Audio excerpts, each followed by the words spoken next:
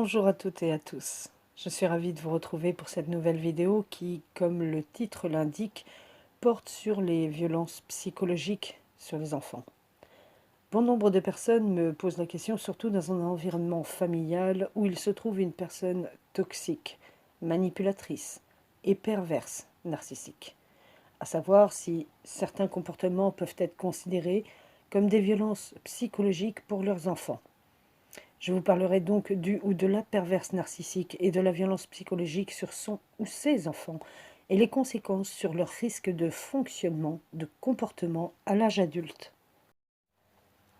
Je vais donc énumérer ici les cas qui peuvent effectivement être considérés comme de la maltraitance, de la violence psychologique.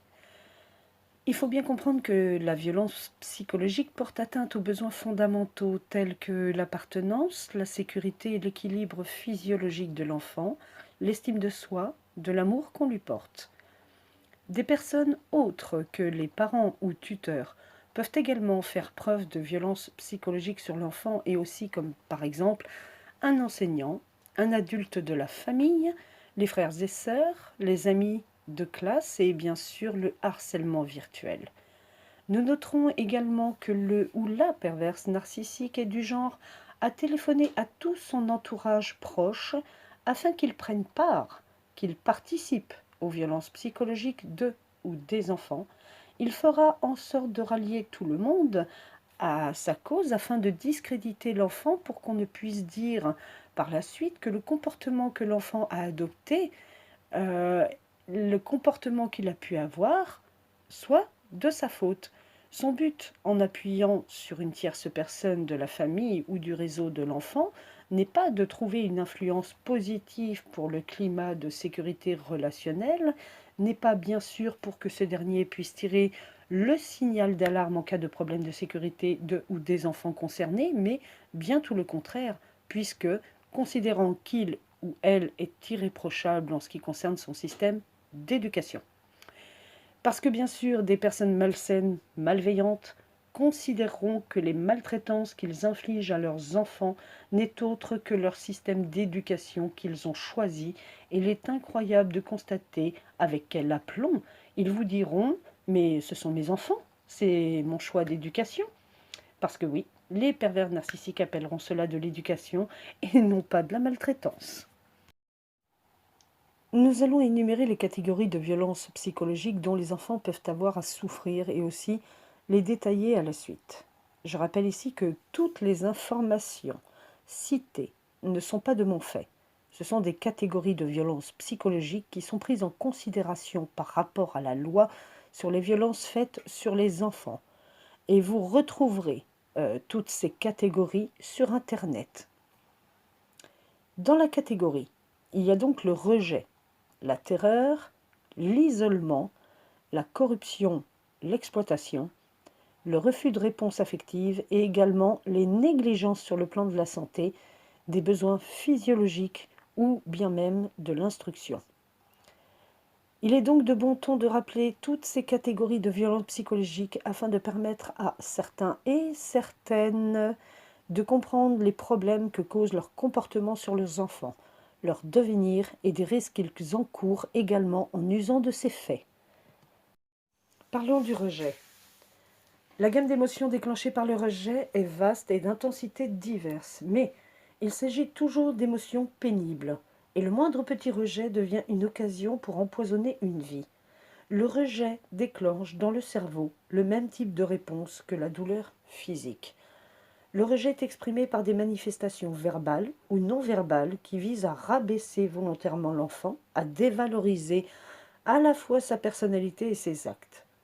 Un rejet avéré passe par le fait de tourner en ridicule les émotions dites normales telles que la colère, les pleurs, la tristesse, les peurs, demande d'affection ou de protection.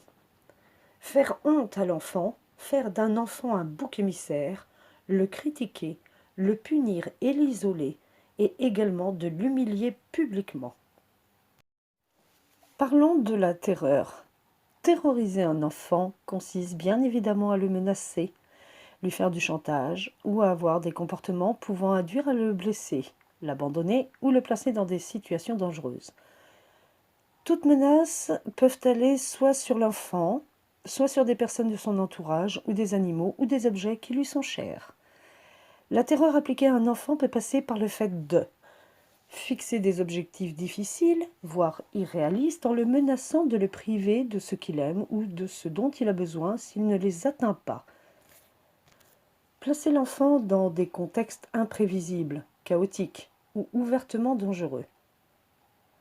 Tirer parti des peurs et de la vulnérabilité de l'enfant en le menaçant d'isolement, et cela commence par le coin, de le rejeter, de lui retirer tout soutien affectif, de l'abandonner.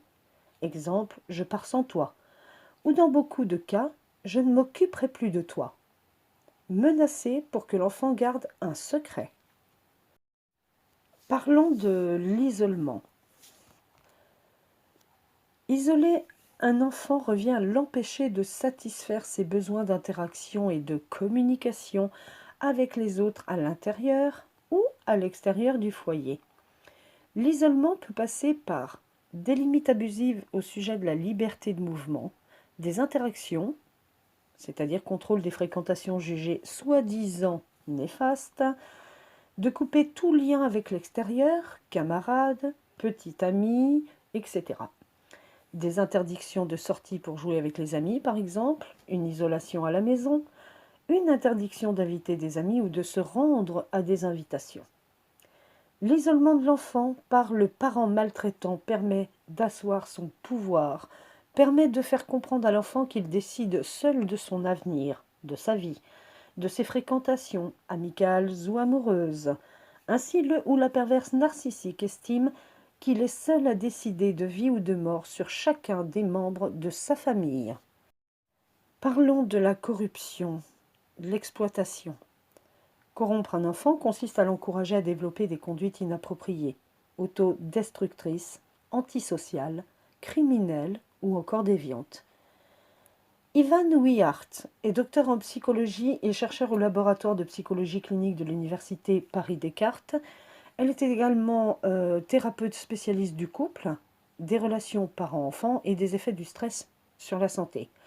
Elle est notamment l'auteure de Petites violences ordinaires et La violence psychologique en famille.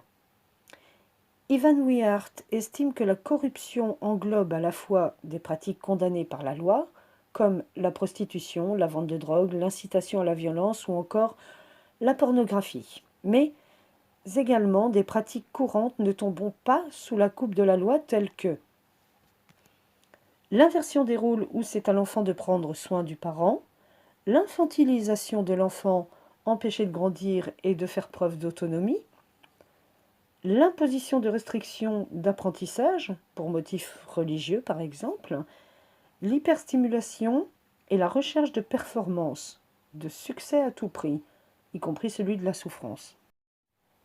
Parlons du refus de réponse affective. Refuser des réponses d'ordre affectif, c'est mépriser les tentatives d'interaction du bébé ou de l'enfant par le manque, entre guillemets, volontaire ou non, d'expression d'affection, de preuve d'amour, d'encouragement, d'empathie, de présence attentionnée. L'amour conditionnel peut entrer dans cette catégorie. Entre parenthèses, quand l'enfant est aimé pour ses bonnes notes, pour ses bons comportements, et ne se sent pas aimé tel qu'il est. Ivan Wiart rappelle que ce type de violence est très répandu. La violence psychologique est même à la base de toute violence faite aux enfants, entre guillemets, allant jusqu'aux agressions physiques ou les agressions sexuelles. Il existe comme un continuum de violences. Cela commence par des violences estimées inoffensives qui escaladent de plus en plus quand l'agresseur n'a pas un sens de l'interdit bien ancré. Entre guillemets, idem pour les violences physiques, les cas de maltraitance commençant par de petites fessées qui, estimées inefficaces, dégénèrent en châtiment corporel. Comme la violence psychologique est pratiquée par presque tous les adultes et copiée par les enfants adolescents, à un degré ou à un autre, et qu'elle laisse peu de traces visibles, il est difficile de lutter contre ce type de violence. La violence psychologique a de nombreux impacts négatifs sur les enfants. qui les suivent et jusqu'à l'âge adulte. Ivan Wiart explique que les effets de la violence psychologique se répartissent en diverses manifestations réparties en 5 catégories. Nous avons donc les difficultés intrapsychiques. Il s'agit des angoisses, l'anxiété, la dépression, défaut d'estime de soi, vision négative du monde et les idées suicidaires. Ensuite, nous avons les symptômes émotionnels. L'instabilité, irritabilité, impulsivité, absence de réaction, apathie, dissociation. Nous avons la dépendance à l'alcool, drogue et troubles de l'alimentation. Ensuite, dans les problèmes de compétences sociales, nous avons difficultés d'attachement, soucis relationnels récurrents, couple, travail, amitié, isolement social, manque d'empathie, rébellion systématique, violence et agressivité, délinquance et criminalité. Nous avons les problèmes d'apprentissage. C'est l'absence de respect des règles qui permettent la vie en groupe, difficultés de concentration, performance intellectuelle moindre. Ensuite, nous avons les problèmes de santé physique. Dans ces problèmes de santé physique, il y a les difficultés respiratoires, les allergies, l'asthme, l'hypertension, mobilisation chronique des mécanismes de réaction au stress, pouvant aboutir à des cancers, le retard de croissance, et celle que j'aime particulièrement, bien sûr, les crises d'épilepsie qui peuvent s'aggraver avec le temps. Ça ne m'aurait pas étonné.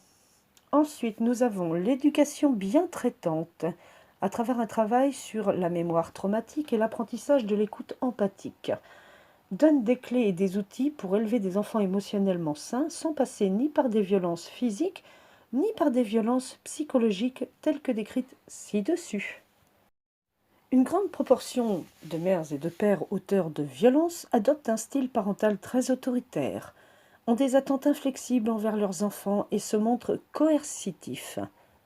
Alors, coercitif, c'est-à-dire le pouvoir officiel d'obliger, de contraindre quelqu'un à faire ou pas quelque chose, utilisant la force physique et verbale dans leurs méthodes éducatives. Ils se mettent vite en colère et utilisent beaucoup de renforcement négatif et peu de renforcement positif. Les parents auteurs développent des stratégies de pouvoir et de contrôle envers leurs enfants qui peuvent prendre différentes formes. Voici un texte écrit par une personne qui, étant enfant, a beaucoup souffert étant plus jeune et qui a relaté et publié son histoire. Elle a écrit « Si ma mère n'avait été qu'un monstre froid, les choses auraient été paradoxalement plus simples. J'aurais pu la haïr en bloc et en faire un contre-modèle.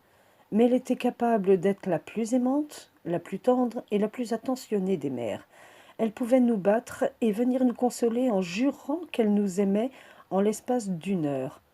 Tour à tour charmante, drôle, tendre et spirituelle, et vindicative. Hargneuse et violente, elle nous faisait vivre dans l'angoisse permanente du renouveau d'un accès de violence. » Si vous êtes témoin de la maltraitance d'un enfant ou vous avez des doutes sur une situation, des professionnels sont là pour vous accompagner. En cas d'urgence absolue et immédiate, vous êtes témoin de violence, de cris ou de coups, il faut appeler pour ça le 119. C'est un numéro d'appel national de l'enfance en danger. Il est ouvert 24 heures sur 24, 7 jours sur 7. Il est gratuit et n'apparaît pas sur la facture téléphonique. L'appel peut être anonyme. En cas de danger imminent nécessitant une mise à l'abri immédiate du mineur, les équipes du 119 contactent sans délai les services de premières urgences pour une intervention. La mission des écoutants professionnels de l'enfance est d'apporter aide et conseils aux appelants confrontés à une situation d'enfant en danger ou en risque de l'être. Pour cela, ils sont à leur écoute afin de recueillir des informations et évaluer la suite à donner en fonction de la situation. L'écoutant peut être amené à les conseiller, à les informer, voire à les réorienter vers des services de proximité ou à transmettre dans les plus brefs délais un compte-rendu des informations recueillies au service compétent du conseil départemental concerné.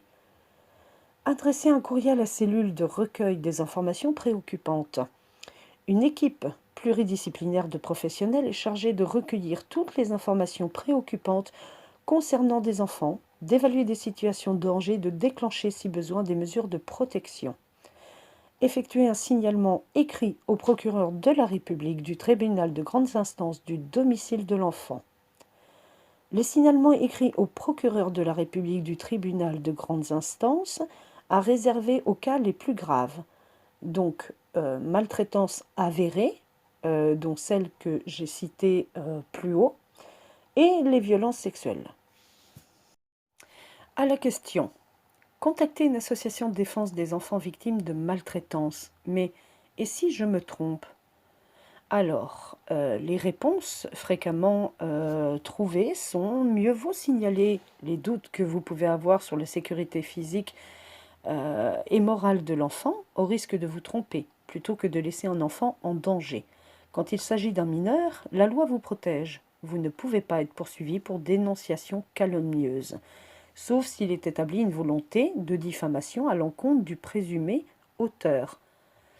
Mais quand vous avez des preuves, que ce soit des preuves écrites, et d'ailleurs beaucoup même, vous ne craignez absolument rien. Dans tous les cas, le mieux est d'en parler à des professionnels de la protection de l'enfance, qui seront le mieux à même de vous conseiller, d'évaluer des suites à donner aux informations dont vous leur faites part. Et si vous avez des preuves, c'est d'autant mieux. Alors, il y a un article aussi qui rappelle à l'attention des professionnels de santé, dont je fais partie d'ailleurs, que la loi du 5 novembre 2015 met l'ensemble des professionnels de santé, et non plus uniquement les médecins, à l'abri de toute poursuite pénale pour violation du secret professionnel. Par ailleurs, depuis la loi du 14 mars 2016, vous pouvez vous adresser au médecin référent de l'aide sociale à l'enfance de chaque département, notamment pour vous accompagner dans le repérage des enfants en danger et vous renseigner sur les conduites à tenir dans ces situations. Voilà pour cette vidéo que j'ai tenté de faire brève mais utile pour répondre et regrouper ainsi les diverses questions qui m'ont été posées. Et une dernière question personnelle m'a été posée, mais je la réservais pour la fin de cette vidéo. La question est la suivante. Et vous, Angélique, si vous vous retrouviez dans cette situation où vous constatiez les violences psychologiques ou autres sur enfants, que feriez-vous? Eh bien, j'ai répondu que cette question me permettait surtout de répondre vis-à-vis de certaines personnes et qu'elle faisait bien de me la poser, que j'ai répondu qu'en tant que professionnel de santé confirmé, je n'hésiterai pas un instant à contacter les services concernés afin de dénoncer les parents qui useraient de violences psychologiques et de violences physiques, encore une fois, et une seule fois, car il est évident que je ne me ferai pas complice de ces gens-là en me taisant, et que bien sûr, en me mettant en avant, c'est forcément que j'ai des preuves, et surtout beaucoup de preuves écrites. Voilà. Voilà donc la fin de cette vidéo. En tant que professionnel de santé, je me tiens de vous rappeler qu'il est important de respecter les règles du confinement. N'hésitez pas à utiliser les gestes barrières. Protégez-vous, protégez votre entourage et protégeons tout le monde. Je vous remercie et je vous embrasse tous et je pense fort à vous. À bientôt.